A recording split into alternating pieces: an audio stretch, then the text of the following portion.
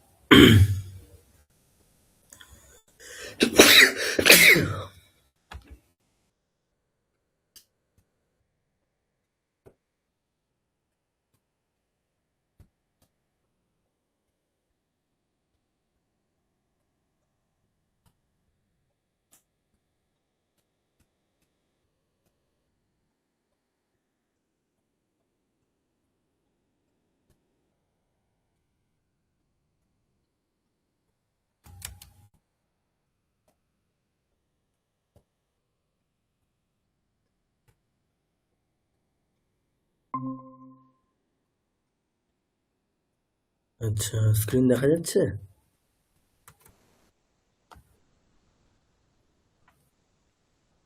হ্যাঁ স্যার। ওকে।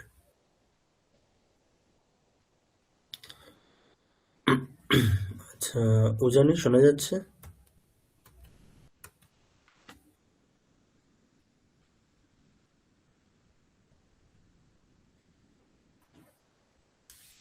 উজানি আছো না নেই?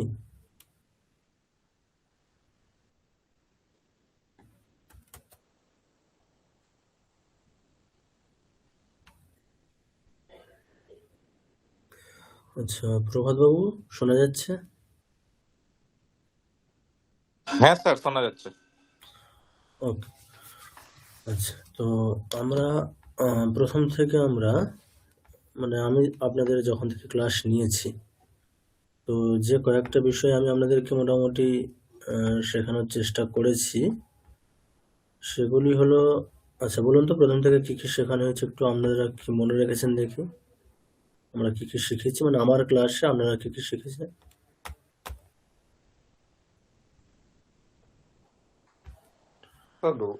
বর্ণ শিখেছি, বর্ণের পরে আস্তে আস্তে করে আমরা বলুন না, আমার ক্লাসে আমি কি শিখেছি আপনাদেরকে। আমি আপনাদের প্রথম থেকে শিখেছিলাম সাধারণভাবে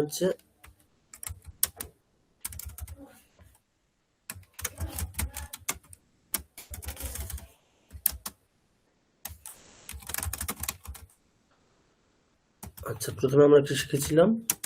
প্রথমে আমরা শিখেছিলাম বিভক্তির ব্যবহার, অর্থাৎ কোন বিভক্তি কোন কারকে হয়, তাই তো? এটা আমরা সামান্যভাবে একটা শিখেছিলাম প্রথমে। তাহলে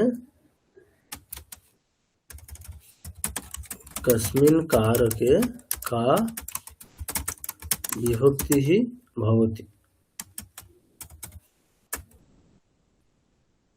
এইটা আমরা শিখেছিলাম। সেকেন্ডে আমরা কি শিখেছিলাম? এই বিভক্তির প্রসঙ্গে আসতে আমরা দেখেছিলাম যে কর্তা কারকে প্রথমা, কর্মকারকে দ্বিতীয়া।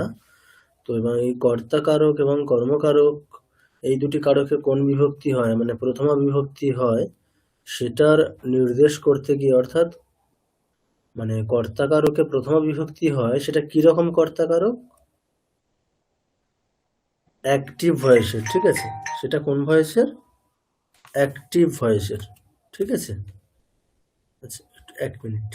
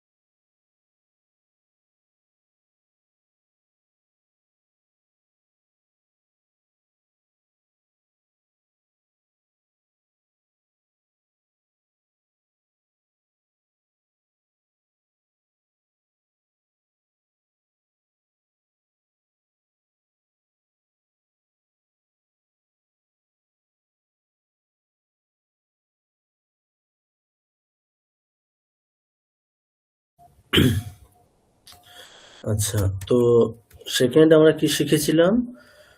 মানে কোন কারকে কোন বিভক্তি হয়, কাস্মিন কারকে কা বিভক্তি ভবতি, এই প্রসঙ্গেই আমাদের এসছিল যে কর্তা কারকে প্রথমা বিভক্তি হয়। তো এবারে আমরা দুটো জিনিস শিখেছিলাম যে কর্তা কারক মাত্রেই তো প্রথমা হয় না, তাই তো? কর্তা কারক হলেই কি প্রথমা হয়, এরকম নিয়ম আছে কি? এমনটা তো না। কর্তৃবাচ্যের বাক্যে কর্তা কারকে প্রথমা হয়, কর্মবাচ্যের বাক্যে কর্তা কারকে তৃতীয়া বিভক্তি হয়, তাই তো? এরকমটা আমরা শিখেছি। তো সেই প্রসঙ্গেই আমাদের এসছিল যে কর্তৃবাচ্যের বাক্যে প্রথমা বিভক্তি ভবতি, কর্তৃবাচ্যের বাক্যে প্রথমা বিভক্তি হয়। এই প্রসঙ্গে আমরা কি শিখেছিলাম? বাচ্য, কর্তৃবাচ্য এবং কর্মবাচ্যের সেন্টেন্সের স্ট্রাকচার শিখেছিলাম, তাই তো? তাহলে ইতি अस्मिन् প্রসঙ্গে আমরা কি শিখেছিলাম? কর্তৃবাচ্যম, কর্মবাচ্য, কর্তৃবাচ্য এবং কর্তৃবাচ্যস্য কর্মবাচ্যস্য চ বাক্যস্য স্বরূপম, তাই তো? সেকেন্ড বিষয় আমরা এটাই শিখেছিলাম যে যেহেতু আমরা প্রথম থেকে শুরু করেছিলাম কি, যে কোন কারকে কোন বিভক্তি হয়, অর্থাৎ কর্তা কারকে সামান্যভাবে প্রথমা, কর্মকারকে সামান্যভাবে দ্বিতীয়া, আপনাদেরকে স্টাডি মেটেরিয়ালও শেয়ার করা হয়েছিল। যদি আমি খুব একটা ভুল না করি, এই কোন কারকে কোন বিভক্তি হয় এই বিষয়ে একটা স্টাডি মেটেরিয়াল আপনাদেরকে দেওয়া হয়েছিল, তাই না? আচ্ছা,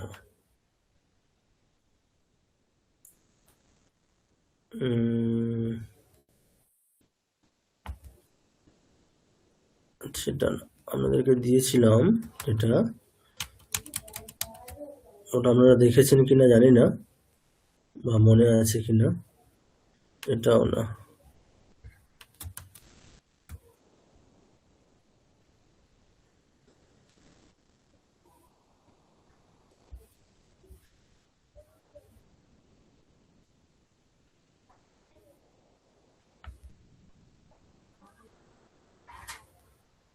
এটা না, আমাদেরকে দেওয়া হয়েছিল, আমার মনে আছে, মানে সেটা, আচ্ছা হ্যাঁ, এখানে আমি দিয়েছিলাম সামান্যভাবে, তাই না? এই স্টাডি মেটেরিয়ালটা আমাদেরকে শেয়ার করা হয়েছিল প্রথমে, তাই তো? প্রত্যেকের স্ক্রিন দেখতে পাচ্ছেন? হ্যাঁ স্যার। তো এখানে প্রথমে আমরা শিখেছিলাম যে কারক পরিচয়, মানে কারক পরিচয় বলতে আমাদের যেহেতু অনুবাদ করতে হবে, অর্থাৎ আমরা ভাষা শিখতে এসেছি, তো সেই ভাষা প্রয়োগের মূলে রয়েছে হচ্ছে কারক।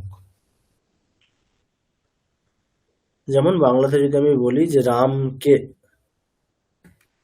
রাম সীতাকে দেখছে, তো এখানে সীতা হচ্ছে কর্মকারক, তাই তো, রাম হচ্ছে কর্তাকারক। তো একটা সেন্টেন্স বলতে আসলেই কারক, আর কিছু না, কারক ব্যতিরিক্ত ক্রিয়াপদ। ঠিক আছে, তো আমাদের দ্বারা প্রযুক্ত বাক্যের অংশ হচ্ছে দুটো, মেইনলি দুটো, ক্রিয়াপদ আর তার সাথে কারক, ক্রিয়াপদ আর কারক। এছাড়াও অব্যয়পদের ব্যবহারও হয়। আমি একটা এক্সাম্পল দিয়েছিলাম এখানে, রাম নদী তীরে নিজ হস্ত দিয়ে রাজকোষ থেকে ব্রাহ্মণদের উদ্দেশ্যে ধন দান করছেন। এখানে আপনারা বাংলাতে প্রত্যেকেই বলতে পারবেন যেখানে কোনটা কোন কারক, তাই না? দেখুন, রাম কোন কারক? কর্তা কারক, রাইট? নদী তীরে কোন কারক?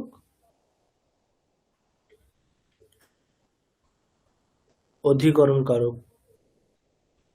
আপনারা কি আমার কথা শুনতে পাচ্ছেন?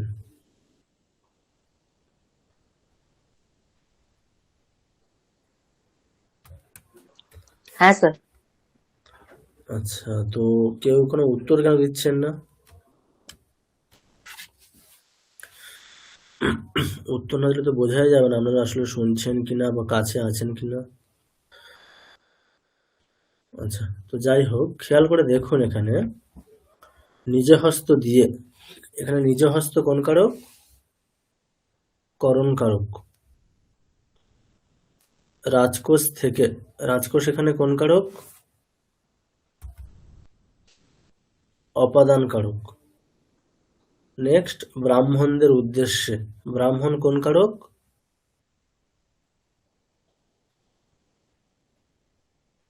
ব্রাহ্মণ কোন কারক এখানে? সম্প্রদান কারক। সম্প্রদান কারক। ধন দান করছেন, ধন এখানে কোন কারক? কর্মকারক, তাই তো। আর দান হ্যাঁ করছেন স্যার, হচ্ছে, কর্মকারক। দান করছেন হচ্ছে ক্রিয়া। তো কিভাবে আমরা, খেয়াল করে আপনারা বলুন যে আমরা এই যে বাংলায় যে বাক্যটা লেখা রয়েছে, এই বাক্যে কোনটি কোন কারক, সেটা আমরা কিভাবে বুঝে যাচ্ছি, আমরা কিভাবে বুঝতে পারছি?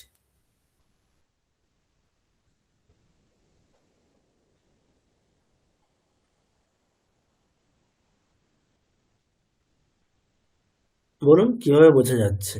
আমরা কারক কিভাবে বুঝতে পারছি যে নদী তীরে এখানে হচ্ছে এটা অধিকরণ কারক, নিজ হস্ত হচ্ছে করণ কারক, আমরা কিভাবে বুঝতে পারছি সেটা?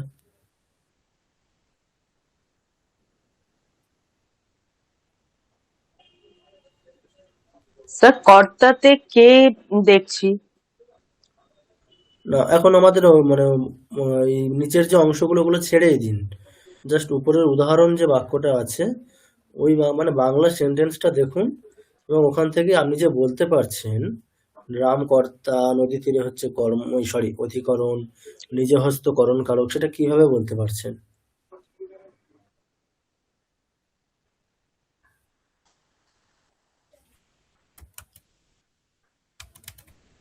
দেখুন, খেয়াল করে দেখুন, আমি যদি এখানে দুটি জিনিস লিখি, এখানে নিজ হস্ত দিয়ে নিজ হস্ত থেকে, বলুন এখানে নিজ হস্ত কোন কারক?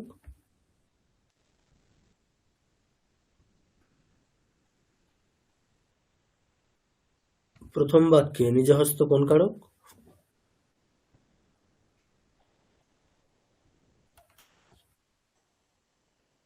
কি হলো, কেউ বলতে পারছেন না কেন?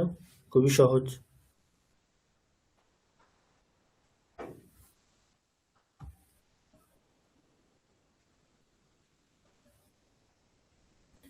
কি সমস্যা এখানে, বলা যাচ্ছে না কেন?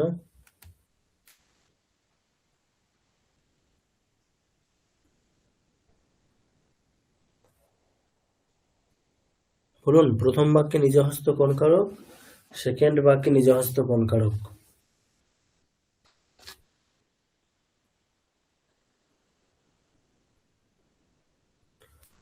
আমরা প্রত্যেকেই বাংলা ভাষী, তো বাংলা ভাষাতে আমরা এগুলোতে অভ্যস্ত একেবারে।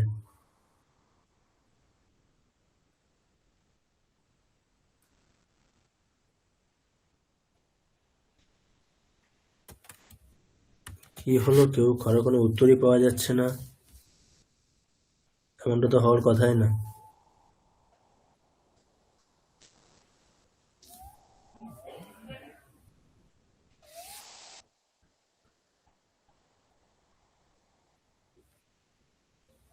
কি হলো ভাস্কর বাবু, বলুন।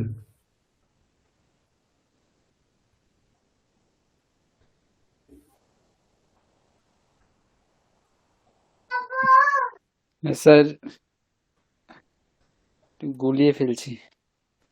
কেন, বাংলাতে আমরা খুবই অভ্যস্ত এগুলো, মানে দ্বারা দিয়া বোঝালে কোন কারক বাংলাতে? থেকে, হইতে, চেয়ে বোঝালে কোন কারক? করণ কারক স্যার। হ্যাঁ, তো সেটাই তো রয়েছে, দ্বারা দিয়া। তাহলে নিজে হস্ত দিয়ে, তাহলে নিজে হস্ত কোন কারক? করণ কারক। আর নিজে হস্ত থেকে কোন কারক নিজে হস্ত এখানে? থেকে, হইতে, চেয়ে হলে কোন কারক হয়? করণ কারক। থেকে, হইতে, চেয়ে হলে আপাদন, অপাদান কারক। অপাদান, হ্যাঁ। আচ্ছা, মানে আপনারা কেউই স্টাডি মেটেরিয়াল একদমই দেখেননি।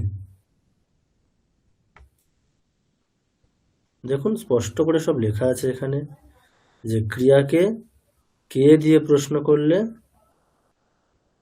যেটি উত্তর পাবো সেটা হচ্ছে কর্তাকারক, আর কি বা কাকে দিয়ে প্রশ্ন করলে যেটা উত্তর পাবো সেটা হচ্ছে, সর্বদা ক্রিয়াকে প্রশ্ন করতে হবে। ঠিক আছে, মানে কারক আমরা নির্বাচন করব কিভাবে? প্রথমেই আমরা সেই বাক্যের ক্রিয়াপদটাকে বাছবো, তারপরে ক্রিয়াকে প্রশ্ন করব। কে দিয়ে প্রশ্ন করলে ক্রিয়াকে, যেমন এই বাক্যের ক্রিয়া কি? দান করা। তাহলে কে দান করছেন? রাজা। রাজা কর্তাকারক। কি দান করছেন?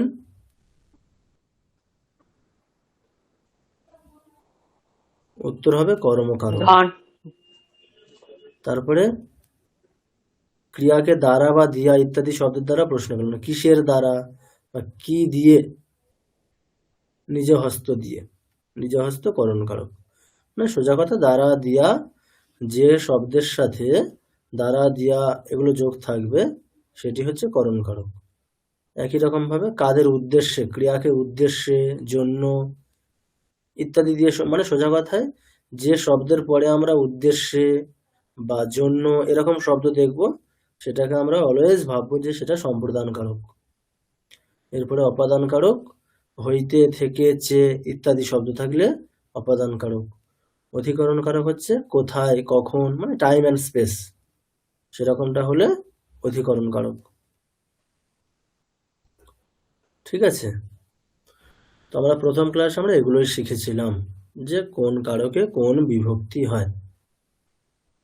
দেখুন, মানে কোনো সেন্টেন্স, অন্য ল্যাঙ্গুয়েজের কোনো বাক্যকে যদি আমরা সংস্কৃতে অনুবাদ করতে চাই, তো প্রথমেই আমাদের যেটা কাজ হবে সেটা হচ্ছে কারক নির্বাচন করতে হবে আগে।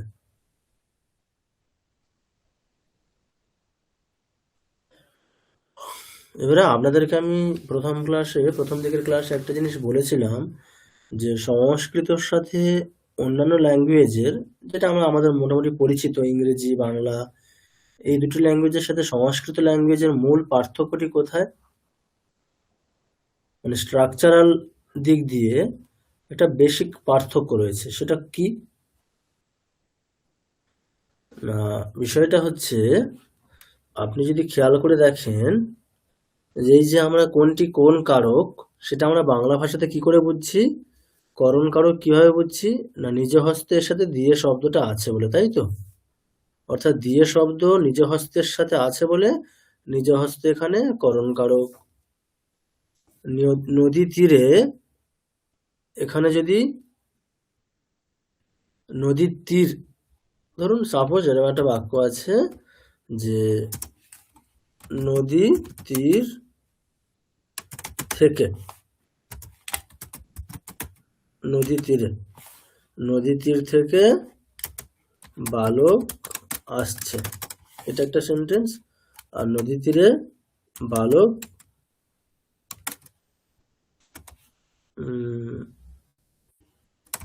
ঘুরছে। তো এখানে খেয়াল করে বলুন তো কোনটা কোন কারক? নদী তীর থেকে, এখানে নদী তীর কোন কারক?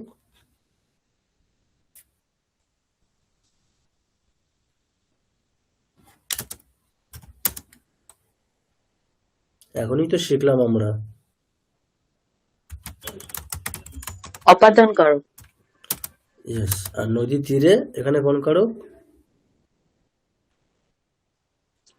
করণ কারক। না, নদী তীরে কি দিয়ে প্রশ্ন জাস্ট করবো আমি? ক্রিয়াকে প্রশ্ন করুন কি দিয়ে? ক্রিয়াকে আমি কিভাবে প্রশ্ন করব? কোথায় ঘুরছে? তাহলে উত্তরটা আমি পাবো নদী তীরে। এখানে কি এরকম বলা হচ্ছে অধিকরণ। নদী তীর দিয়ে, দ্বারা, এরকম বলা হচ্ছে কি? না, তাহলে করণ হতো। অধিকরণ। আচ্ছা, এবারে যে বেসিক যে স্ট্রাকচারটা সেটা এবারে খেয়াল করে দেখুন।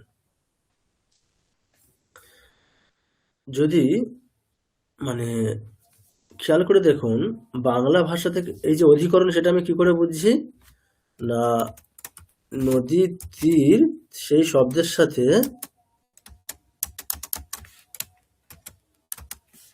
একার আছে বলে বুঝতে পারছি। যখন একার নেই, নদী তীর থেকে, থেকে শব্দের সাথে আছে, তখন তখন কি হচ্ছে নদী তীরটা? তখন নদী তীর হয়ে যাচ্ছে আমার অপাদান কারক। তো খেয়াল করে দেখুন,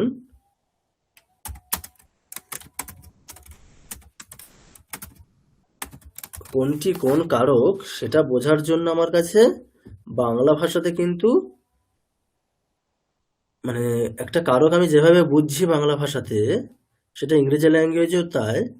বাংলা ভাষাতে আমি যেভাবে বুঝছি তার উপায় কি? না, যে অংশ থেকে বুঝছি সেই অংশটা কখনো শব্দের সাথে ছেড়ে আছে বা কখনো শব্দের সাথে জুড়ে আছে। লাইক নদী তীর থেকে, এখানে যে নদী তীর অপাদান কারক, সেটা বুঝছি আমি থেকে এই শব্দের কারণে, রাইট? যদি এখানে থেকে না থেকে অন্য নদী তীর দিয়ে বলতো তাহলে করণ কারক। তাহলে এই যে আমি কারক বুঝতে পারছি অপাদান কারক, সেটাই থেকে শব্দটা আছে বলে।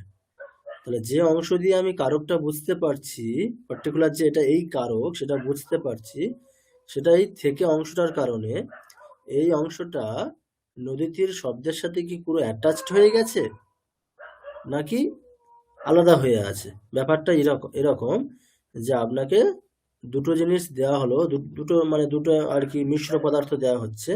একটা হচ্ছে দুধ আর জলের মিশ্রণ, আর একটা মুড়ি আর খই, মুড়ি খই মাখিয়ে দেওয়া হয়েছে, আর দুধ আর জল মিশিয়ে দেওয়া হয়েছে। আপনি কোন মিশ্রণটাকে আলাদা করতে পারবেন, মানে কোথা থেকে আপনি মানে দুটোকে আলাদা করতে পারবেন, কোন জায়গাটা থেকে? দুধ জলের ক্ষেত্রে নাকি খই মুড়ির ক্ষেত্রে?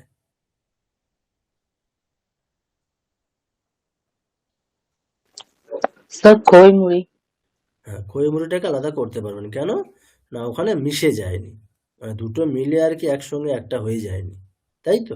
এই কারণে, কারণ দুটোর যে একটা এক্সিস্টেন্স বা সত্তা, যেটাকে আমরা যদি বলছি এন্টিটি, দুটো আলাদাই থাকছে। মিশিয়ে দিলেও দুটো এন্টিটি আলাদা, মানে মেশানোর পরেও এন্টিটি আলাদা থাকছে, তাই আমি আলাদা করতে পারছি। তো সেরকমই অপাদান বোঝার জন্য আমার যে অংশটা আছে সেটা কিন্তু শব্দের সাথে ওই মানে যে মুড়ি আর খইয়ের মতো, নদী তীর আলাদা হয়ে আছে, থেকে আলাদা হয়ে আছে। আমি কিন্তু অপাদান কারক বুঝতে পারছি যে অংশ থেকে, সেটা থেকে, সেটা কিন্তু নদী তীর শব্দের সাথে মিশে যায়নি, তাই তো? অ্যাটাচড হয়ে যায়নি। কিন্তু অধিকরণ কারক বোঝার জন্য যে অংশটা আছে, অধিকরণ কারক আমি কিভাবে বুঝছি? নদী তীর শব্দের সাথে একারটা আছে বলেই বুঝছি, আর কিছু না।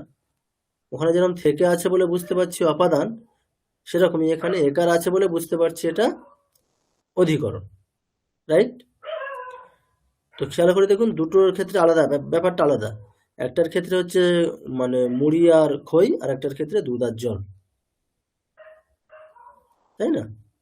নদী তীর থেকে দুটো আলাদা এন্টিটি হয়ে আছে, যেটা অর্থাৎ যে অংশ থেকে আমি অপাদান কারক বুঝতে পারছি সেটা আলাদা হয়ে আছে, সেটা ডিটাচড, অ্যাটাচড না।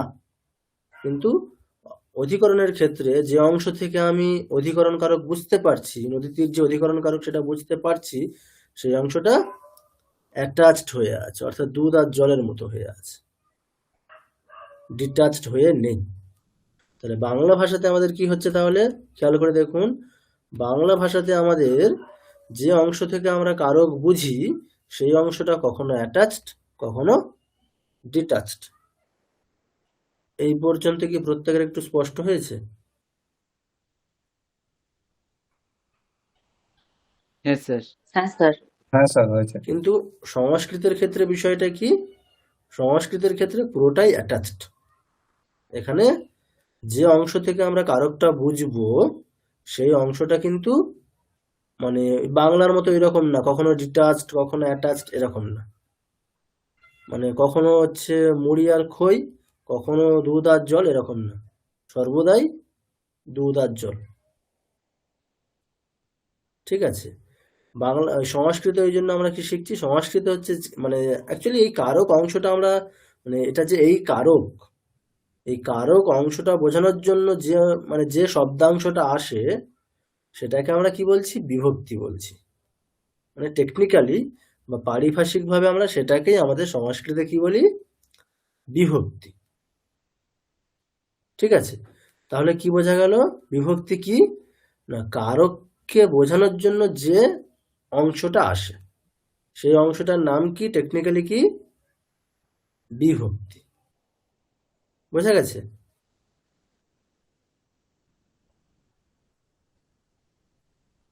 হ্যাঁ স্যার। মানে বাংলাতে যেটা ধরুন থেকে আসছে, থেকে মানে থেকে হলে অপাদান কারক, সেই বাংলাতে থেকে শব্দটা আসছে, সংস্কৃতে আমরা ওই থেকের জায়গায় যে অংশটা ব্যবহার করছি, ল্যাঙ্গুয়েজ আলাদা মানে সেটা আলাদা হয়ে যাবে, যে অংশটা ইউজ করছি ওই অপাদান কারককেই বোঝানোর জন্য সেই অংশটাকে কি বলছি আমরা, বিভক্তি। তাহলে কারককে বোঝানোর জন্য যে শব্দাংশের ব্যবহার হয় সেটাকে আমরা বলি বিভক্তি। তো এখন আমাদের কারক কটা, 6টা। 6টা। আচ্ছা একটু 1 মিনিট, অফিস থেকে ফোন করছে।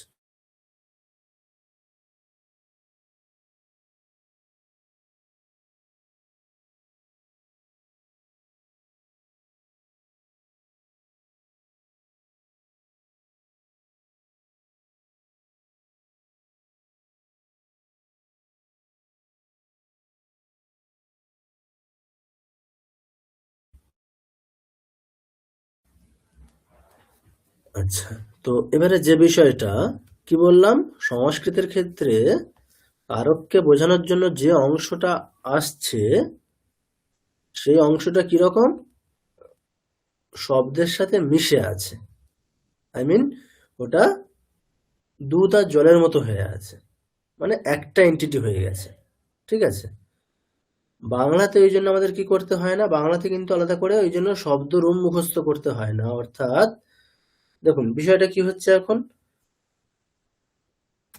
আপনি বাংলাতে মানে বাংলাতে তো বলে দিচ্ছেন, বাংলাতে নিজে হস্ত দিয়ে, অর্থাৎ কারককে বোঝানোর জন্য যে অংশটা আসছে সেটা যেহেতু ডিটাচড, দিয়ে অংশটা আছে বলেই আমি বুঝতে পারছি নিজে হস্ত এখানে করণ কারক।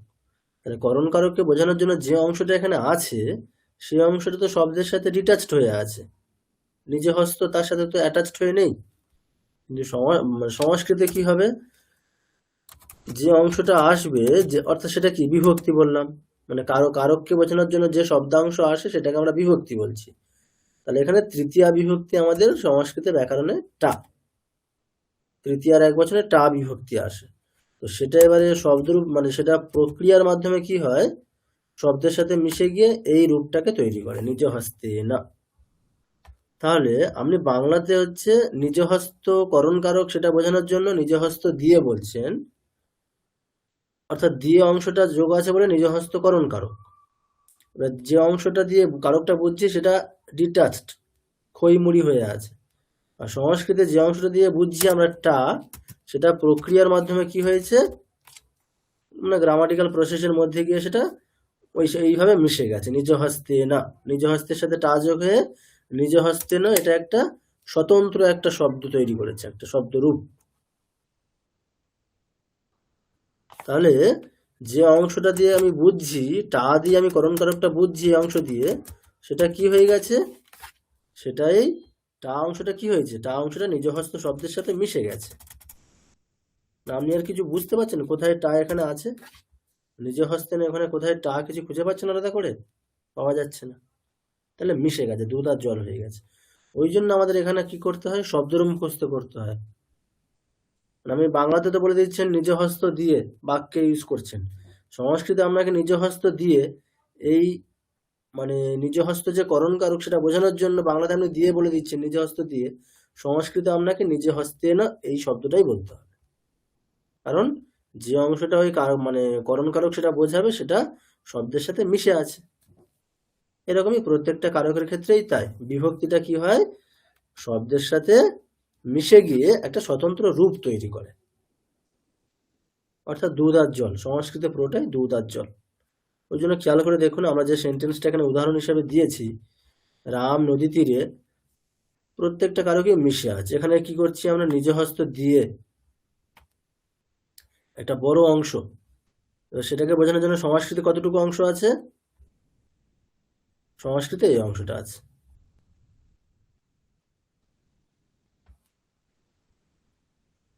এখানে রাজকোষ থেকে, মানে রাজকোষ যে এখানে অপাদান কারক সেটা বোঝানোর জন্য বাংলাতে আমি এইভাবে প্রয়োগ করছি, সংস্কৃতে কি করছি সেটাকে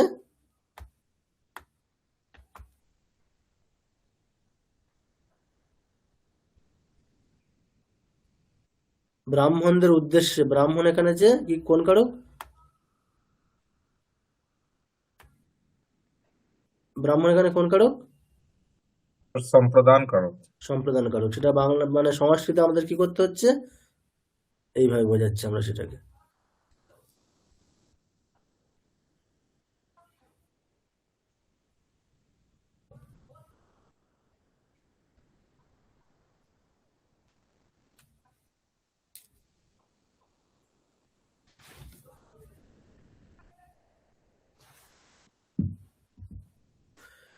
তাহলে আশা করি বিষয়টি স্পষ্ট হয়েছে এবারে মোটামুটি। কেন এগুলো আগেও হয়েছে, আমি আজকে আপনাদের তাও আরেকবার বোঝাচ্ছি। তাহলে এই যে কারক বিভক্তি জিনিসটা কি, এটা স্পষ্ট ধারণা হয়েছে মোটামুটি এখন। কারককে বোঝানোর জন্য যে অংশটা আসছে, যে শব্দাংশটা আসছে, সেটাকেই আমরা টেকনিক্যালি বলছি বিভক্তি।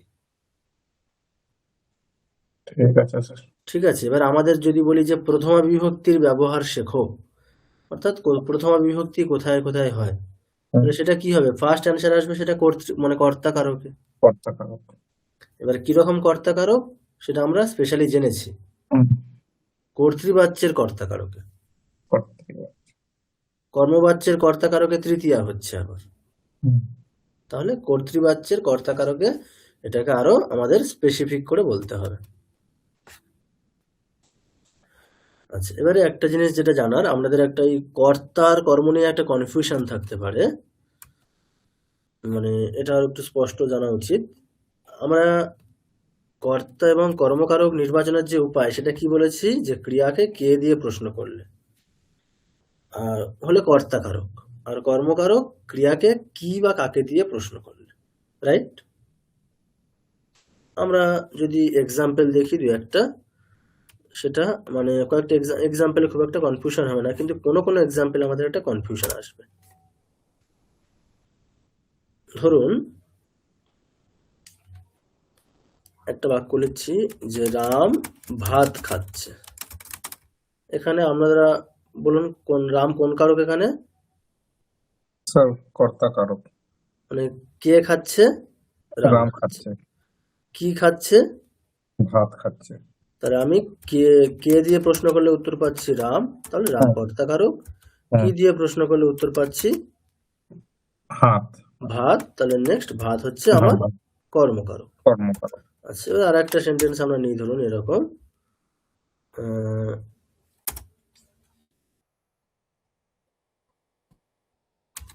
মা শিশুকে চাঁদ দেখাচ্ছে।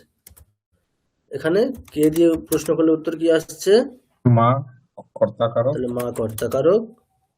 আর চাঁদ হয়ে গেল কর্মকারক। কি দিয়ে প্রশ্ন করলে চাঁদ উত্তর আসছে, তাহলে চাঁদ হচ্ছে কর্মকারক। আবার কাকে দিয়ে প্রশ্ন করলে উত্তর আসছে শিশু, তাহলে শিশু কর্মকারক, দুটো কর্ম, তাই তো? হুম। কি বা কাকে দিয়ে প্রশ্ন করলে কর্মকারক, কে দিয়ে প্রশ্ন করলে উত্তর আসলে সেটা কর্তাকারক। আচ্ছা, ধরুন এখন একটা এক্সাম্পল দিচ্ছি।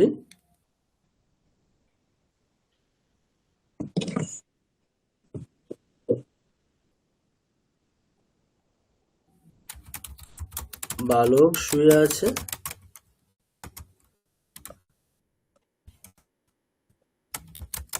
বিড়াল শুয়ে আছে। এখানে প্রশ্ন করুন,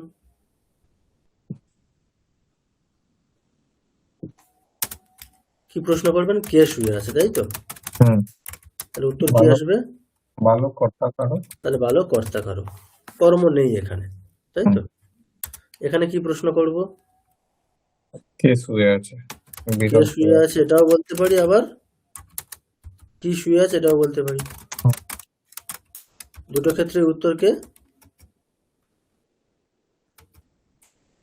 বিড়াল। বিড়াল। তাহলে এখন আমাদের একটা প্রশ্ন হতে পারে, স্যার তাহলে কে দিয়ে প্রশ্ন করলে উত্তর আসলে উত্তর কি আসছে? কর্তাকারক। কি দিয়ে প্রশ্ন করলে উত্তর আসছে? বিড়াল। কে দিয়ে প্রশ্ন করলেও বিড়াল। তাহলে বিড়াল এখন কোন কারক? কে দিয়ে উত্তর আসলে কর্তা, কি দিয়ে আসলে কর্ম। তাহলে বিড়াল তাহলে এখন কর্তা কর্ম দুটোই বা কি, তাই না? হুম। এরকম একটা প্রশ্ন আসতে পারে। তো আমাদের সবসময় মনে রাখতে হবে একটা জিনিস, যে ক্রিয়াকে যদি আমি, দেখুন কর্মকারকের শর্ত কি? কর্মকারক হতে গেলে কি বা কাকে দিয়ে প্রশ্ন করলে কর্মকারক, এটা ঠিক। কিন্তু যদি আমি কে বা কি দুটো দিয়েই প্রশ্ন করে যদি আমি উত্তর একই পাই, তাহলে সেটা কর্তাকারক। ঠিক। মানে ব্যাপারটা এরকম। তাহলে কি দাঁড়াচ্ছে জিনিসটা, যে কেবলমাত্র কি দিয়ে প্রশ্ন করলে যে উত্তরটা আসছে সেটা কর্মকারক, কি বা কে দিয়ে প্রশ্ন করলে যদি একই উত্তর আসে সেটা কিন্তু মানে কি কারক? কর্তাকারক। বিষয়টা কি বোঝাতে পারলাম? হ্যাঁ স্যার। ধরুন রাম আছে, এখানে থাকা ক্রিয়া, কে আছে? রাম আছে, তাহলে রাম কর্তাকারক। বৃক্ষ আছে, কি আছে? বৃক্ষ। কে আছে? বৃক্ষ। এবারে বিষয়টা হচ্ছে আপনাদের একটা হতে পারে যে স্যার বৃক্ষ আছে, এখানে তো আমরা কে আছে দিয়ে প্রশ্ন করি না, তাই না? আমরা কি আছেই বলি।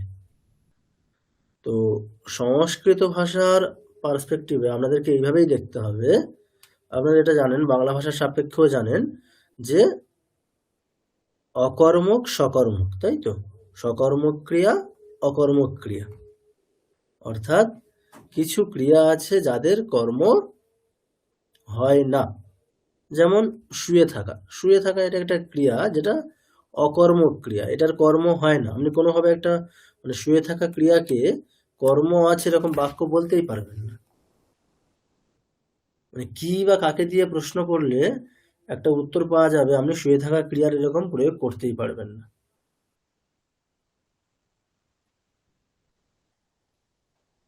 সম্ভব কি? শুয়ে থাকা ক্রিয়ার কর্ম থাকা সম্ভব? সম্ভব না। কাকে শুয়ে আছে? হয় না। কি শুয়ে আছে? প্রশ্ন হতে পারে, বিড়াল শুয়ে আছে মানে কি শুয়ে আছে, কিন্তু ওখানে কে দিয়েও প্রশ্ন হতে পারে। আমি কি বললাম, যে কি বা কে দুটো দিয়েই প্রশ্ন করে। দেখুন এখন রাম ভাত খাচ্ছে, এখানে কে দিয়ে প্রশ্ন করলে কি উত্তর পাচ্ছি? রাম। কি দিয়ে প্রশ্ন করলে উত্তর কি পাচ্ছি? ভাত। যে কি এবং কে দুটোর উত্তর আলাদা এখানে, তাই জন্য এখানে একজন কের উত্তর হচ্ছে যে আসছে সে কর্তা, কির উত্তর যে আসছে সে কর্ম। কি এবং কের উত্তর যদি একই হয়, দেন সেটা কর্তা। বোঝা গেছে? মানে কর্তা এবং এই মানে কি দিয়ে যে ব্যাপারটা এটা একটু কনফিউশন হয়, তো সেটা ক্লিয়ার হয়েছে কি? কি বললাম? কে এবং মানে কি, দুটোর উত্তর যদি একই হয় তাহলে সেটা কর্তা, সেই ক্রিয়ার কর্তা সেটা। কে কি প্রশ্ন করলাম, দুটোর উত্তর আলাদা, তাহলে কের উত্তর কর্তা, কির উত্তর কর্ম। ঠিক আছে স্যার। বোঝা গেছে? আমি এক্সাম্পল দিয়েও জিনিসটাকে বোঝানোর চেষ্টা করলাম। প্রত্যেকের কি বোঝা গেছে, স্পষ্ট হয়েছে? হ্যাঁ স্যার। হ্যাঁ স্যার। আচ্ছা, তো এবার আপনাদের যেটা প্রশ্ন থাকবে এক্সামে এই কারক বিভক্তির বিষয়ে, আমাদের ধরুন কিছু সেন্টেন্স দিয়ে দেওয়া হলো, সেই সেন্টেন্সে সেখান থেকে আমাদেরকে বেছে নিতে হবে যে কোনটা কোন কারক। মানে এটা ধরুন একটা সেন্টেন্স দিয়ে একটাকে আন্ডারলাইন করে দেওয়া হলো, আন্ডারলাইন করে দিয়ে বলা হলো ওটা কোন কারক, সেটার উত্তর দিতে হবে আপনাদেরকে। এরকম প্রত্যেকটা কারকের স্যার হতে, বলুন। স্যার বলছি ওইরকম কিছু এক্সাম্পল দেবেন, মানে এই ছোট ছোট কোয়েশ্চেন্স আসবে না বড় কোয়েশ্চেন্স আসবে, মানে ছোট ছোট স্টেটমেন্ট মানে যেগুলো দেবেন? আপনাদেরকে কিছু মানে ডিটেলস কিছু লেখার প্রয়োজন তো নেই, আপনারা শুধুমাত্র যে পার্টিকুলার শব্দে আন্ডারলাইন থাকবে সেই সেটা কোন কারক এতটুকু জাস্ট বললেই হবে। মানে আমাদের তো মানে সবগুলো বর্ণনামূলকও থাকতে পারে, সেটা হয়তো কয়েকটা শব্দ লিখতে হবে, আর এমসিকিউও থাকতে পারে। তো এগুলো আমাদের এমসিকিউ দেওয়ারও প্রয়োজন নেই, শুধুমাত্র কোন কারক লিখে দেবেন। ধরুন আমি একটা এক্সাম্পল দিচ্ছি, ধরুন এরকম একটা, ধরুন একটা বাক্য আছে যে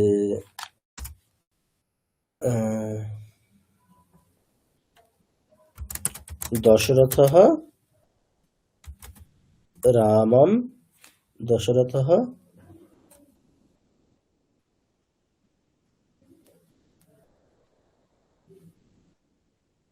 রামম পশ্যতি।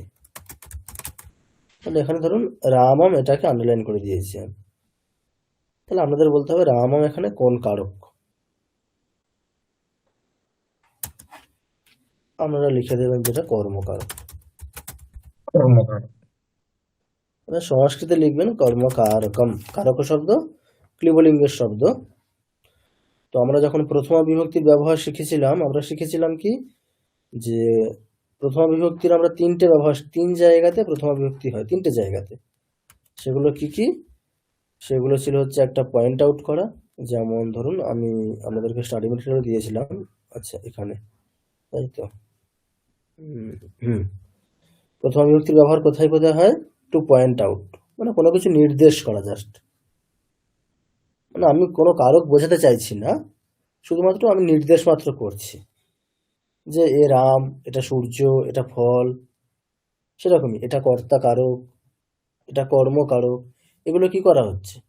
এগুলো শুধুমাত্র একটা নির্দেশ, মানে উল্লেখ মাত্র করা হচ্ছে, তাই না? আর তো কিছু না। তাহলে কোনো কিছুকে পয়েন্ট আউট করতে গেলে বা নির্দেশ বা উল্লেখ করতে গেলে আমরা কোন বিভক্তির ব্যবহার করি? প্রথমা বিভক্তির ব্যবহার করি। তাহলে আপনি যে উত্তরটা দিচ্ছেন এটা কর্মকারক, তাহলে এখানে কি হচ্ছে? শুধুমাত্র কর্মকারক এতটুকু নির্দিষ্ট করে বলা হচ্ছে, তাই না? পয়েন্ট আউট করা হচ্ছে, উল্লেখ মাত্র করা হচ্ছে। তাহলে এখানে আপনাকে কোন বিভক্তির ব্যবহার করতে হবে? প্রথমা বিভক্তি। তাহলে কর্মকারক শব্দটা কোন লিঙ্গের শব্দ? ফল শব্দের মতো। কর্মকারক কটা কর্মকারক? একটা। তাহলে আপনি অ্যান্সারটা কিভাবে দেবেন? একটা কর্মকারক নির্দেশ করছি, মানে পয়েন্ট আউট করছি, মানে পয়েন্ট আউট করতে গেলে আমাকে প্রথমা বিভক্তি ব্যবহার করতে হয়। তাহলে কর্মকারকে আমি প্রথমা বিভক্তি ব্যবহার করব। কটা কর্মকারক? একটা। তাহলে প্রথমার এক বচন, প্রথমার এক বচন। অ্যান্সারটা কিভাবে দেব? কর্মকারকম, লাইক ফল শব্দের প্রথমার এক বচনে কি হয়? ফলম, তাহলে কর্মকারকম। বোঝা গেছে? তাহলে আমি আপনাদেরকে এরকম কিছু সেন্টেন্স বাংলাতেও দিতে পারি, সংস্কৃতেও দিতে পারি। তো সব ক্ষেত্রেই আপনারা ওখানে কোনটা কোন কারক সেটা নির্দিষ্ট করে বলবেন। স্যার বাংলাটা তো একটু আমার পড়তে অসুবিধা হয়, ওর কোনো অপশন থাকবে নাকি আচ্ছা ঠিক আছে, আমি দেবনাগরীতে? কোশ্চেন মানে সেন্টেন্স যেগুলো আমি সংস্কৃত ল্যাঙ্গুয়েজের বাইরে যদি অন্য ল্যাঙ্গুয়েজের কোনো সেন্টেন্স দিই, সেটা তাহলে আমি ইংরেজিতেই দেবো, ঠিক। বাংলাতে কোনো সেন্টেন্স দেবোই না, অসুবিধা নেই। আচ্ছা, ইংরেজি দিলেও আপনারা বুঝতে পারবেন, মানে ওগুলো মানে প্রিপোজিশন থেকে তো আমরা বুঝেই যাব কোনটা কোন কারক। ঠিক আছে, ঠিক আছে, ওটা তো আলাদা করে আর মানে তাহলে বলার কিছু নেই। ওটা আপনারা তাহলে প্রিপোজিশন যেমন এমন থাকবে সেটা দেখে বুঝে যাবেন কোনটা কোন কারক হচ্ছে। তাহলে আমাদের হচ্ছে প্রথমের দিকে মানে প্রথমে যে বিষয়টা হয়েছিল এটা, মানে কোনটা কোন কারক, মানে কোন কারকে কোন বিভক্তির ব্যবহার হয়, এই বিষয়টা আমরা প্রথম দিকে দেখেছিলাম। ঠিক আছে, এই পর্যন্ত আমাদের হলো। এরপর আমরা সেকেন্ড যে বিষয়টা দেখেছিলাম সেটা হচ্ছে কর্তৃবাচ্য এবং কর্মবাচ্য, তাই তো,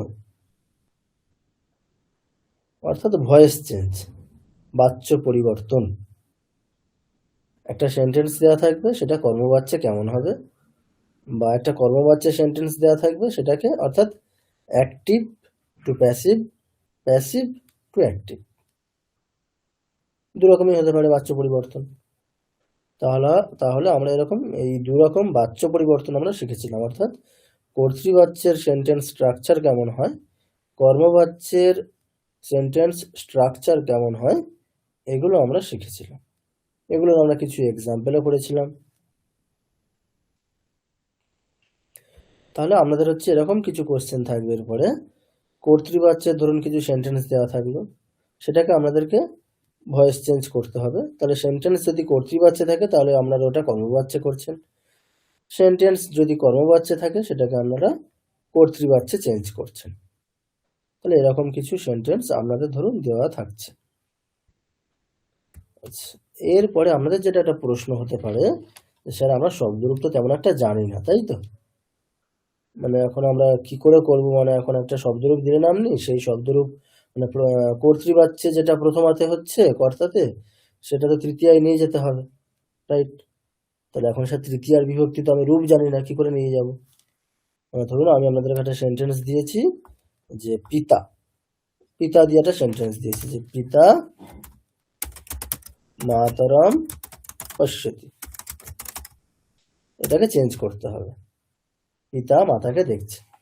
তাহলে আমাকে পিতাকে কোথায় নিয়ে যেতে হবে? তৃতীয়াতে নিয়ে যেতে হবে, পিতাটাকে নিয়ে যেতে হবে তৃতীয়ার এক বচনে।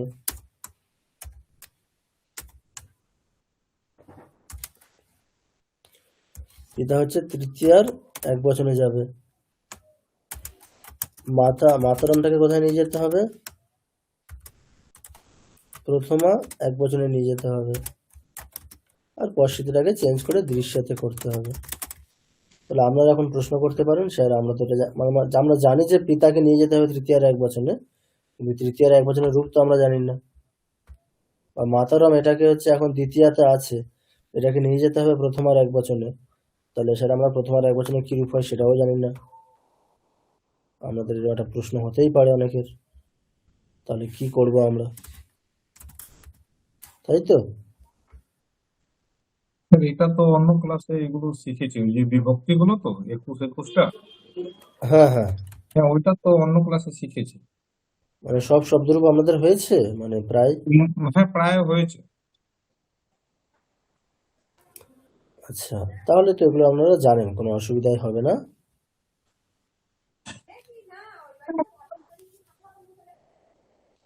আচ্ছা, কেউ কি কিছু বলছেন?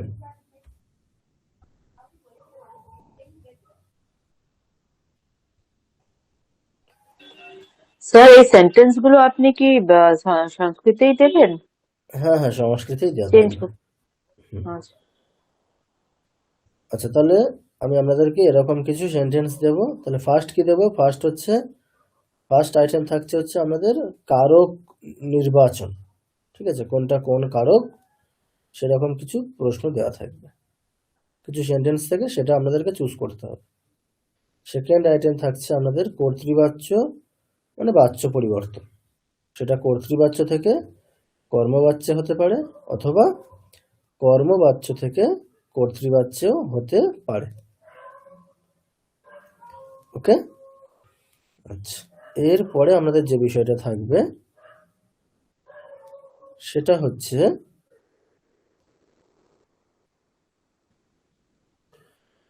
আপনাদেরকে আমি আরো একটা বিষয় লাস্ট ক্লাসের দিকে শিখিয়েছিলাম, বিশেষণ বিশেষ্য। মনে আছে বিষয়টা, বিশেষণ বিশেষ্য? হ্যাঁ স্যার। আচ্ছা, একটু বলুন দেখি সোমা ম্যাডাম, কি মনে আছে? স্যার, যে কোনো সেন্টেন্সে বিশেষ্য থাকলে বিশেষণ থাকবে, আর না, এমন তো নিয়ম নেই একই যে বিশেষণ থাকলে বিশেষণ থাকতেই হবে। মানে থাকলে একই বিভক্তি হবে। হুম। বিশেষণ বিশেষ্যর একই বিভক্তি হবে। না, শুধু একই বিভক্তি না, আরো অনেক কিছু আছে, আরো দুটো জিনিস আছে। একই বচন, একই বিভক্তি, আচ্ছা, একই একই। লিঙ্গ। একই লিঙ্গ। তাহলে সোজা কথায় আমরা মনে রাখবো যে বিশেষ্যের যে লিঙ্গ, যে বিভক্তি, যে বচন, বিশেষণেরও সেই লিঙ্গ, সেই বিভক্তি, সেই বচন। ঠিক আছে, এই বিষয়টা মনে রাখতে হবে। তো এখান থেকে আমাদের কোয়েশ্চেন কিরকম আসতে পারে, এখানে আমি আপনাদেরকে এরকম দেব, ধরুন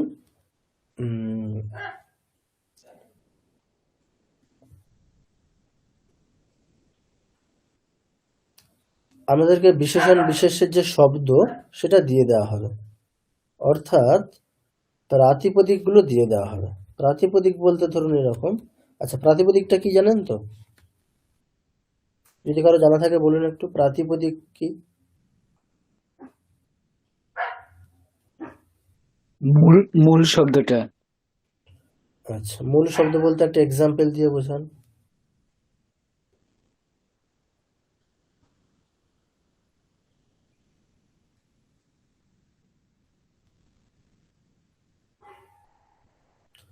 আচ্ছা, আপনাদের যখন ক্লাসে রাম। স্যার, শব্দরূপ বালক, বালক হবে। আচ্ছা, আপনাদের যখন ক্লাসে শব্দরূপ শেখানো হচ্ছে, আপনাদের কি বলা হচ্ছে, শুরুতে কি বলা হচ্ছে? মানে আপনারা শব্দরূপ যখন শিখছেন, একটা শব্দকে আমরা কিভাবে অ্যাড্রেস করছি?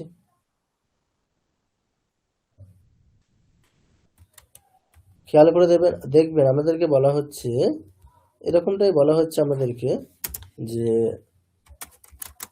রাম শব্দের রূপ বলো, লতা শব্দের রূপ বলো। তাহলে এখান থেকে আপনারা একটা জিনিস খুব স্পষ্টই ডিফারেন্সিয়েট করতে পারছেন, যে শব্দ আলাদা, শব্দ এবং শব্দ রূপ, এই দুটি জিনিস আলাদা, একেবারেই আলাদা, তাই না? মানে জাস্ট উপরের এই সেন্টেন্সগুলো থেকে যখন আমরা শব্দরূপ শিখছি, তখন আমাদের এভাবেই বলা হয় যে লতা শব্দের রূপ বলো, নদী শব্দের রূপ বলো, পিতৃ শব্দের রূপ বলো, পিতৃ শব্দের রূপ বলো, তাই না? এরকম বলা হচ্ছে। তো তাহলে শব্দ আলাদা, শব্দরূপ আলাদা, তাই না? শব্দ আলাদা, রূপ আলাদা, অর্থাৎ শব্দ আলাদা, শব্দের রূপ আলাদা। এই বিষয়টা কি স্পষ্ট হয়েছে? শব্দ আলাদা, শব্দরূপ আলাদা। হ্যাঁ স্যার। এই শব্দটাকে আমরা বলছি প্রাতিপদিক। টেকনিক্যালি কি বলছি? প্রাতিপদিক। মানে পারিভাষিকভাবে বলছি এটাকে প্রাতিপদিক। আচ্ছা, আমি বারবার আপনাদেরকে পারিভাষিক পারিভাষিক শব্দটা ব্যবহার করছি, এই শব্দটা নিয়ে কোনো প্রশ্ন আছে? পারিভাষিক শব্দ বলতে কি?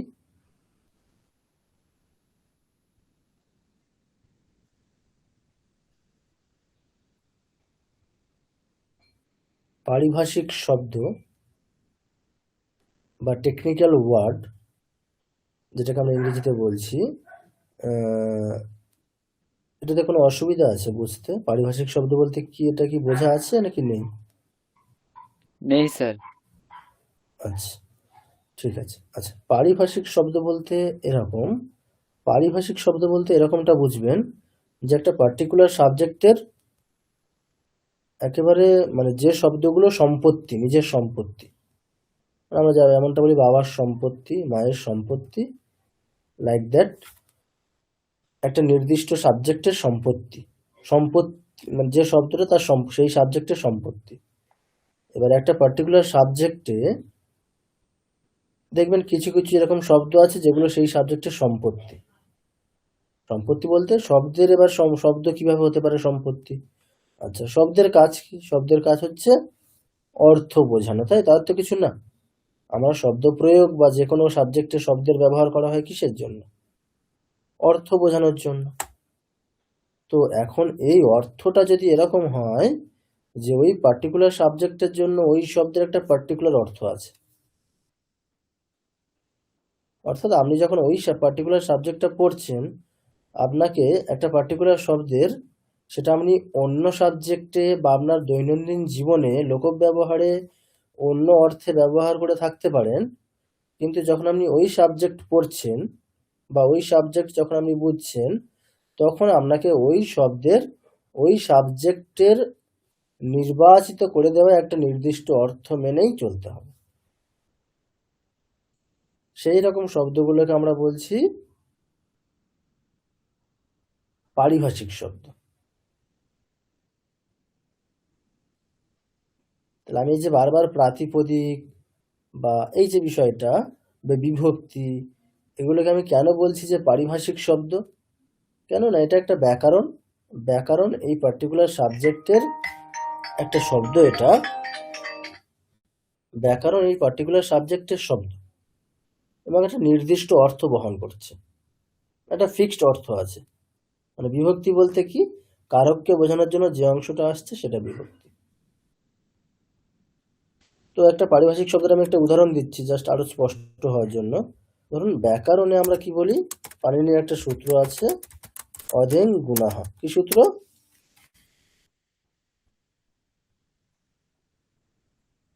অদেং গুণাহ।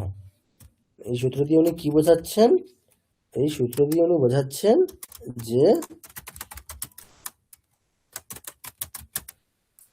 অকার, একার এবং ওকার, কি কি অক্ষর? অ, এ, ও। এই তিনটি বর্ণের নাম হচ্ছে গুণবর্ণ। বর্ণের নাম হলো গুণবর্ণ, মানে এরা হচ্ছে গুণবর্ণ। তাহলে আপনাকে যদি বলা হয় ব্যাকরণে গুণ বলতে কি, আপনাকে বলতে হবে অকার, একার এবং ওকার। এবার আপনি আপনার মানে দৈনন্দিন জীবনে লোক ব্যবহারে গুণ বলতে কি বোঝেন? ধরুন রামের অনেক গুণ আছে, তার মানে কি এটাই যে রামের মধ্যে অনেক অকার, একার, ওকার আছে?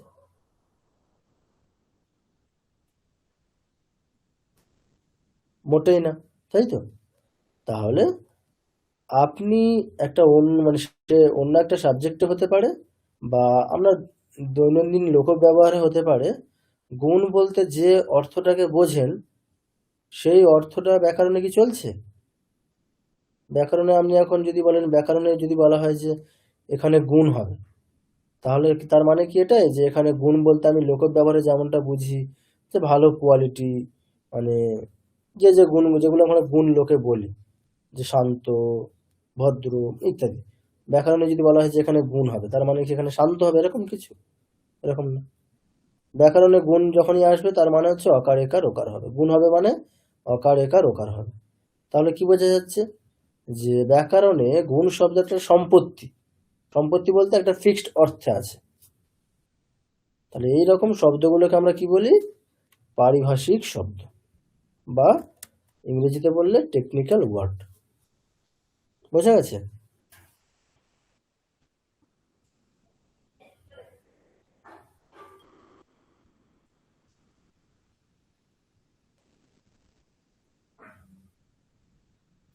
বোঝা গেছে বিষয়টা?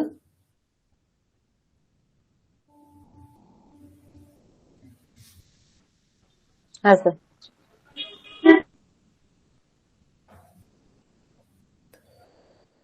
আচ্ছা, তো আপনাদের এই বিশেষণ বিশেষ্য অংশ থেকে যে প্রশ্ন আসবে, আচ্ছা একটু 1 মিনিট।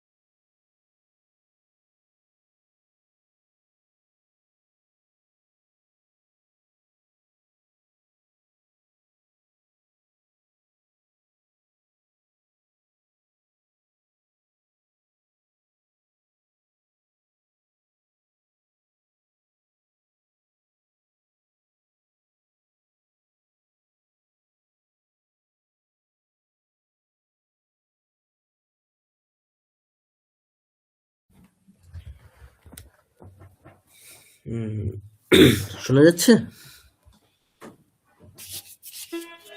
হ্যাঁ স্যার।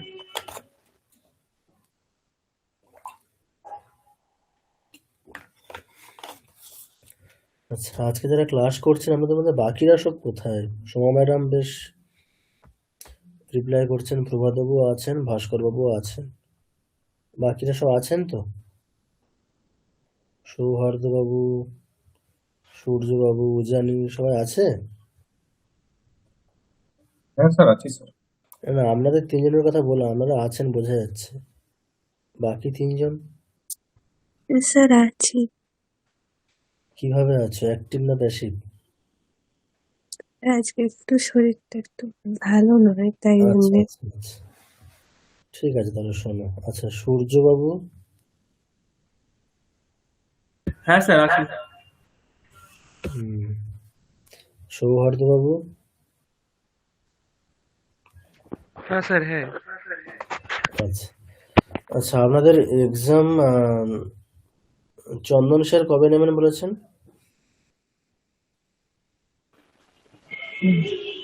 থার্সডে। আচ্ছা, থার্সডে মানে কি ওটা মানে 15 তারিখের পরে হচ্ছে নাকি না 15 তারিখেই হচ্ছে? না না, বললেন 15 তারিখের মধ্যে নিতে হবে। আচ্ছা,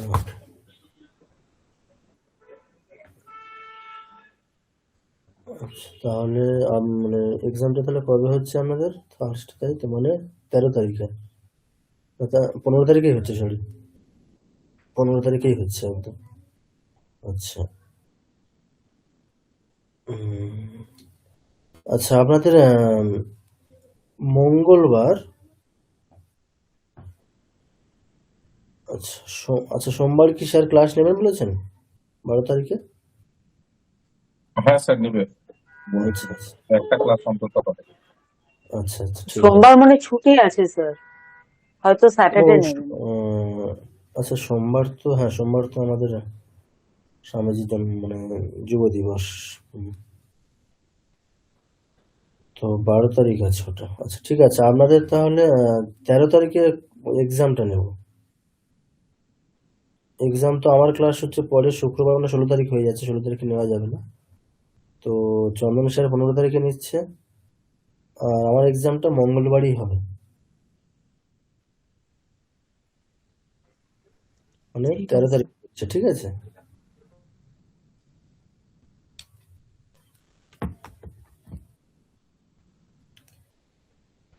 ঠিক আছে, তাহলে আমরা ওটাই তাহলে ফাইনাল থাকলো, 13 তারিখে এক্সামটা হয়।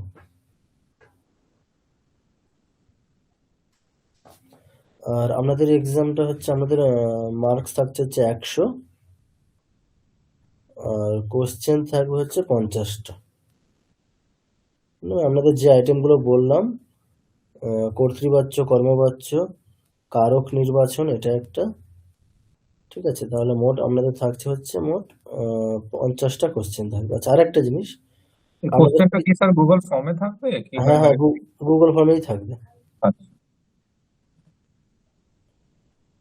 স্যার কতক্ষণ দেবেন টাইম? 50টা কোশ্চেন, সবই তো ধরুন শর্ট কোশ্চেন, মানে 1 নাম্বার 2 নাম্বারের উপরে কোশ্চেন সব। এবারে মানে নিয়ম অনুযায়ী তো সময় আপনাদের কতক্ষণ থাকা উচিত? 1 নাম্বারের জন্য 2 মিনিট, তাই তো? তাহলে 100 নাম্বারের জন্য 200 মিনিট, মানে 3 ঘন্টা 20 মিনিট থাকা উচিত।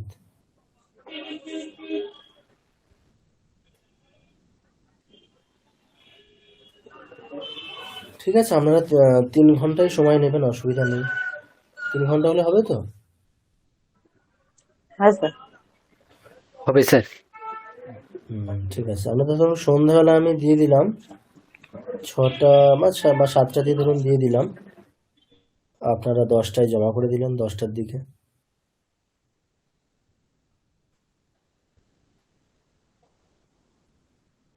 ঠিক আছে, তাহলে ডেটটা ওটাই ফাইনাল করে দিন। তাহলে থাকলো 13 তারিখ। চন্দন স্যার যদি ক্লাসের কথা বলেনও বলে দেবেন যে এক্সাম আছে, ঠিক আছে? মঙ্গলবারটা আপনাদের এক্সামই থাকছে। স্যার কিছু কোয়েশ্চেন্স আমাদের দেবেন যে প্র্যাকটিস করব, মানে যে টাইপের আসবে। আচ্ছা, ঠিক আছে, আমি তাহলে কিছু কোশ্চেন পাঠিয়ে দেবো। আচ্ছা, এক কাজ করি, আমাদের তো শুক্রবারে তো ক্লাস আছে, শুক্রবারে তাহলে ক্লাসটা হোক, তাহলে ওখানে কিছু প্র্যাকটিস করবেন, ক্লাসে কিছু প্র্যাকটিস করিয়ে দেবো আপনাদেরকে। ঠিক আছে স্যার। ঠিক আছে, শুক্রবার দিনে কিছু প্র্যাকটিস করিয়ে দেওয়া হবে। আচ্ছা, তাহলে আপনারা একটু আমার যেগুলো এখনো পর্যন্ত স্টাডি মেটেরিয়াল দেওয়া হয়েছে, স্টাডি মেটেরিয়াল বলতে অ্যাকচুয়ালি স্টাডি মেটেরিয়াল তো সেভাবে দেওয়া হয়নি আপনাদেরকে, মানে সেভাবে দেখতে গেলে 1টা বা 2টো দেওয়া হয়েছে। বাদ বাকি যেগুলো দেওয়া হয়েছে, যেগুলো আমরা ক্লাসে করেছি, সেগুলোই আপনাদেরকে পাঠানো আছে, পিডিএফ হিসেবে পাঠানো আছে সেগুলো। তো ওখানেও দেখবেন প্রচুর এক্সাম্পল রয়েছে পিডিএফ গুলোতে, তো ওগুলো ভালো করে দেখবেন ওখান থেকে। আচ্ছা, আর একটা ভাবছি আমাদেরকে কিছু অনুবাদ দেয়া হবে। ধরুন বাংলা বাক্য দেবো না, ইংরেজি বাক্যই দেবো। আচ্ছা, ইংরেজি সেন্টেন্স দিলে কারো কোনো অসুবিধা নেই তো, মানে বাকিদের মধ্যে? প্রভাত বাবুর ক্ষেত্রে অসুবিধা আছে, নেই স্যার। মানে বাংলা দিলে অসুবিধা আছে, বাংলা স্ক্রিপ্ট হলে। তাহলে সবাই মানে ইংরেজি মানে অনুবাদের জন্য যে সেন্টেন্স গুলো দেওয়া হবে সেগুলো ইংরেজিতেই দেওয়া হবে তাহলে। আচ্ছা, ওগুলো নিয়ে কোনো ঘাবড়ানোর কিছু নেই, খুব সহজ সেন্টেন্স দেওয়া হবে একেবারে, মানে খুব একটা বেশি কঠিন কিছু না, কর্তা কর্ম ক্রিয়া থাকবে এরকম কিছু কিছু সামান্যভাবে, এগুলোই দেওয়া হবে। ঠিক আছে, এবার ধরুন সেন্টেন্সের উপরে আমাদের কোশ্চেন আসতে পারে, ঠিক আছে? ধরুন আমি একটা এক্সাম্পল দিচ্ছি, মানে সেন্টেন্স স্ট্রাকচার কেমন হয় তার উপরে কোশ্চেন আসতে পারে। যেমন এক্সাম্পল যদি দিই, ধরুন এরকম যে দেওয়া হলো, ধরুন এরকম যে রামঃ বিদ্যালয়ম, এখানে দেওয়া হলো, অপশনে দেওয়া হলো, ধরুন 4টে ক্রিয়াপদ দেওয়া হলো, গচ্ছামি, গচ্ছতি, গচ্ছসি, আর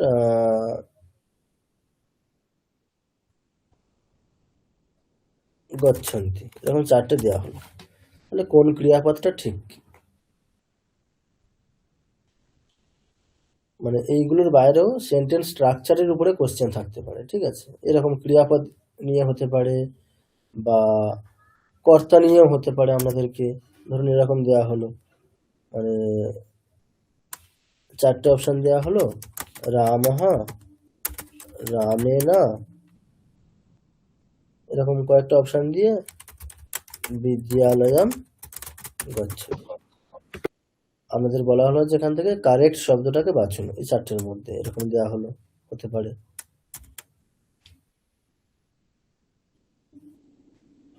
সব জায়গাতেই 4টে অপশন থাকবে এমনটা না, দুটোও থাকতে পারে, স্যার দুটো একটা তিনটে। প্রশ্ন আছে, ওই আপনাদের গ্রুপে অনেকগুলো যেটা এই লাগায়, ধরুন কি এই ক্লাসটা আমাদের মানে ধরুন কি হয়ে গেল এই কোর্সটা, হুম তারপরে নেক্সট কোর্সে যেতে গেলে লেখা ছিল কি আমাদের এই পরীক্ষাটা পাস করতে হবে। হুম হুম তাই মানে ধরুন কি নেক্সট ওইটা তো 15 তারিখে শুরু হয়ে যেত, তাহলে হ্যাঁ তাহলে ওর জন্য কি করা নিয়ে আছে, মানে আগে পরীক্ষাটা পাস করে তারপরে পরে ওইটা ওর মধ্যে এডমিশন নিতে হবে, এরকম কোনো ব্যাপার? আচ্ছা, ঠিক আছে, ওটা আমি একবার মানে মহারাজের সাথে কথা বলে জানাচ্ছি, আপনাদেরকে গ্রুপে জানিয়ে দিচ্ছি তাহলে। মানে আপনারা 15 তারিখের হয়তো একটু মানে আমাদের তো ধরুন গুগল ফর্মে যেহেতু এক্সাম হচ্ছে, মানে রেজাল্ট আপনারা ইমিডিয়েট পেয়ে যাবেন। এবারে যেহেতু আমাদের লাস্ট এক্সাম যেহেতু 15 তারিখেই হচ্ছে, তো সেক্ষেত্রে ওটা কিভাবে ব্যবস্থা করা যায় সেটা একটু মহারাজের সাথে কথা বলে স্যার জানা। এটা টোটাল আমাদের কি দুটোই এক্সাম হবে, আপনার আর চন্দন স্যারের? না না, শঙ্খ স্যারেরটাও হবে। এটা হবে না? হুম।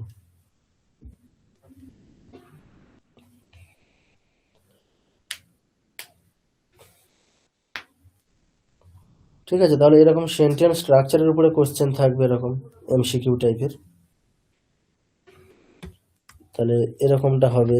আচ্ছা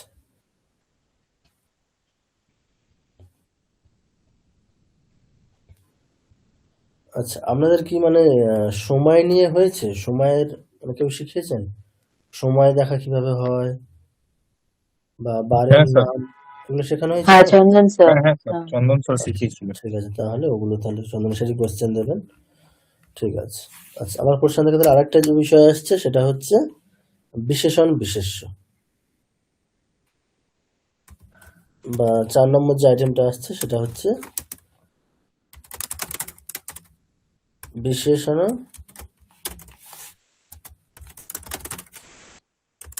বিশেষ্য।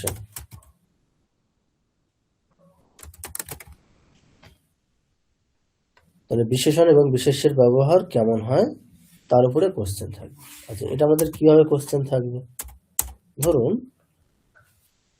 বিশেষণ বিশেষের ক্ষেত্রে নিয়মটা কি আছে?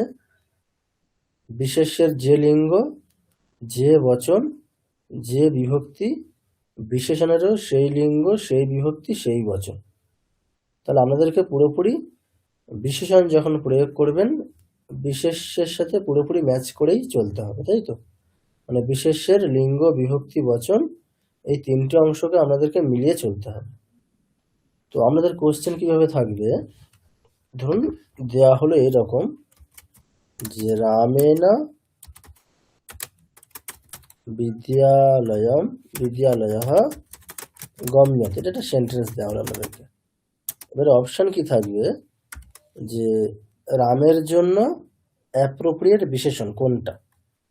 তাহলে আমাদেরকে 4টে অপশন দেওয়া হলো যে সুন্দরঃ, সুন্দরায়, সুন্দরম আর সুন্দরেণ। আপনারা কোনটা করবেন?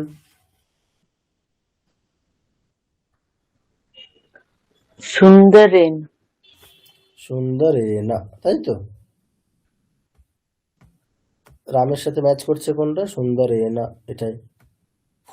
আচ্ছা, এবার যেহেতু এটা একই রকম আছে বলে আমাদের কোনো অসুবিধা হচ্ছে না, ঠিক আছে? ধরুন এবারে মানে যেখানে এখানে শব্দরূপের সাথে মিল আছে তাই খুব একটা অসুবিধা হচ্ছে না, তাই না? ধরুন এরকম দেয়া হলো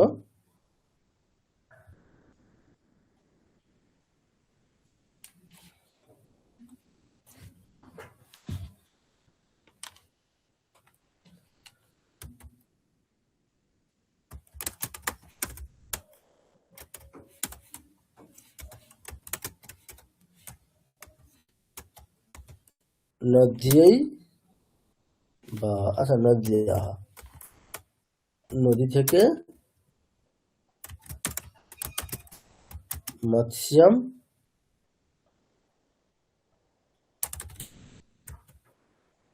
স্বীক্রিয়াতে, নদী থেকে মাছ শিকার করা হয়।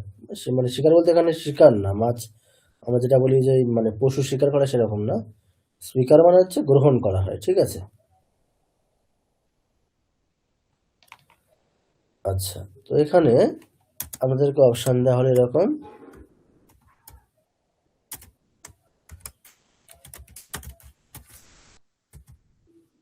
বিস্ত্রী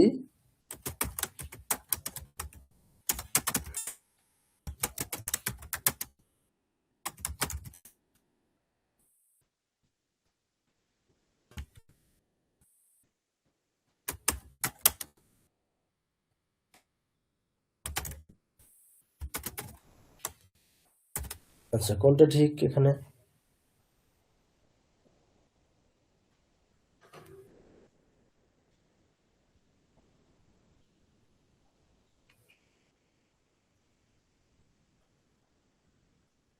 স্যার এটা 1 নম্বরটা হবে মনে হয়, বিস্তৃত আহা।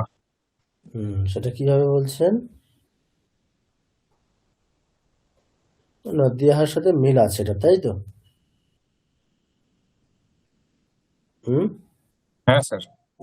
হ্যাঁ, নদী আহার সাথে মিল আছে তাই জন্য বলছি, কিন্তু ব্যাপারটা এটা ঠিক অ্যান্সার হচ্ছে এটা। ওই জন্য বলছি সবসময় যে এরকম মিল থাকতে হবে এমনটা না। ধরুন আমি একটা এক্সাম্পল দিচ্ছি। এখন ভগবত শব্দ আপনারা জানেন, আচ্ছা পিতা শব্দ জানেন আপনারা? আচ্ছা, পিতা শব্দের তৃতীয়ার এক বচনে কি হয়? পিত্রা। পিত্রা। তাহলে আমি আপনাদেরকে বললাম যে এটার অ্যাপ্রোপ্রিয়েট বিশেষণ কোনটা। আমাদেরকে দিলাম এখন সুন্দরেনা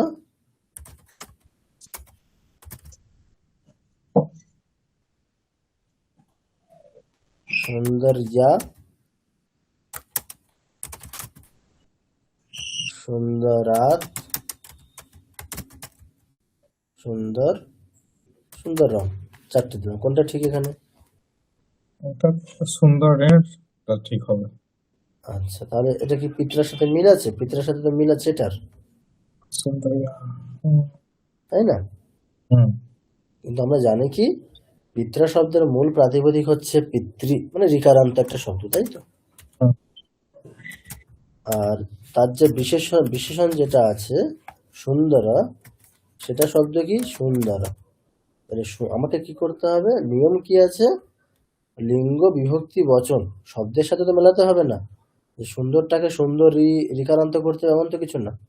তাহলে পিতৃর মতো চলবে পুংলিঙ্গে, সুন্দর শব্দ তার বিশেষণ, সেটা পুংলিঙ্গে যেমন হয় তেমন চলবে। তাহলে পুংলিঙ্গে তৃতীয় এক বছরে সুন্দরেনা হয়, তাই সুন্দরেনা। নদীর ক্ষেত্রেও তাই, তার বিশেষণ যে নদী শব্দের মূল প্রাতিপদিক কি? নদী, দীর্ঘ ইকারান্ত শব্দ। আর তার বিশেষণ যেটা আছে বিস্তৃত, সেই শব্দটা কি? লতা শব্দের মতো আকারান্ত শব্দ। তাহলে লতা শব্দ যেমন চলে তেমন চলবে। নদী আহা কোথায় আছে? এটা নদী থেকে, তাহলে নদী আহা এখানে হচ্ছে অপাদানে পঞ্চমী আছে। তাহলে বিস্তৃতা শব্দের পঞ্চমী, লতা শব্দের পঞ্চমী কি হয়? লতায়াহা, বিস্তৃতায়াহা। বিস্তৃতা মানে স্যার? বিস্তৃত মানে দীর্ঘ আর কি, বিস্তৃত নদী। আচ্ছা।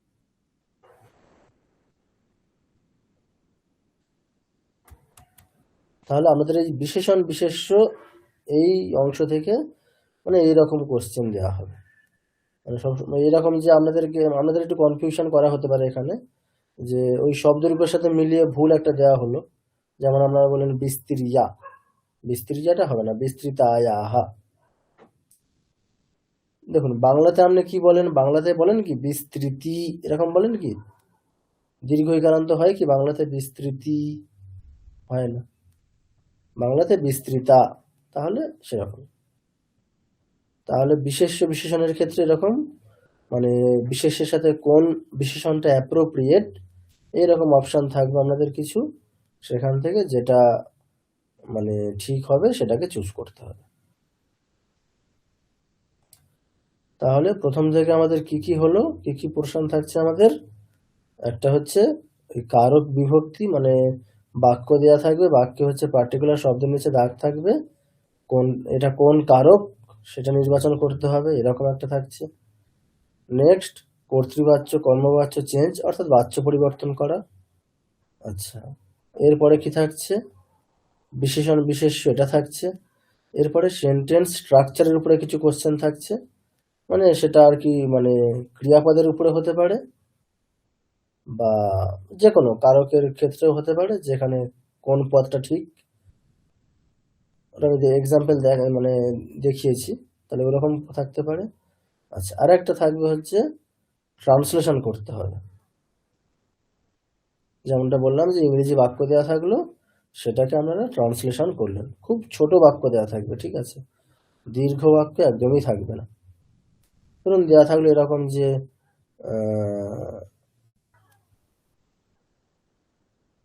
দি বয় ইটস রাইস, এরকম ছোট বাক্য,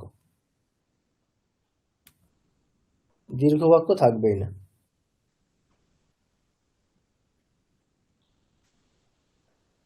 ঠিক আছে, তো এই সমস্ত বাক্য এরকম দেয়া থাকবে, সেগুলোর যথাযথ অনুবাদ করবেন। এবারে বলুন, আপনাদের কি কোনো প্রশ্ন বা কোনো জিজ্ঞাসা কিছু আছে?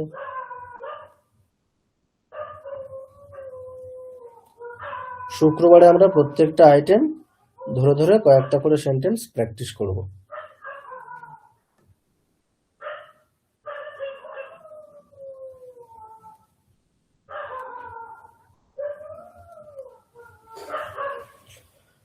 বলুন, আপনাদের কোনো জিজ্ঞাসা থাকলে বলুন।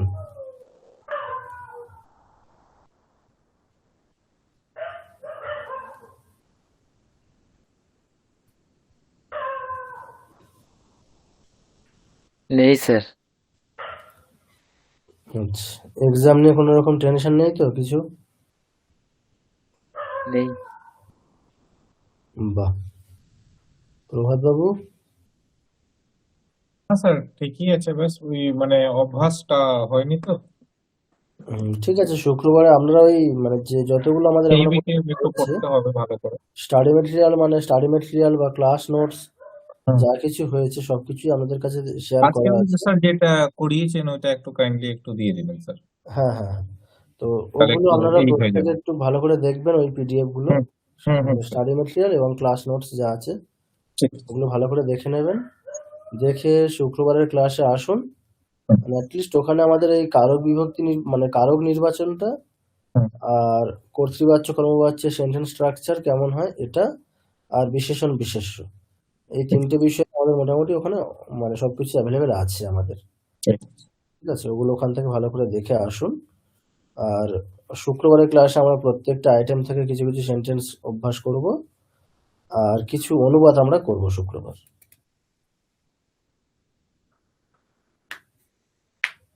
ঠিক আছে,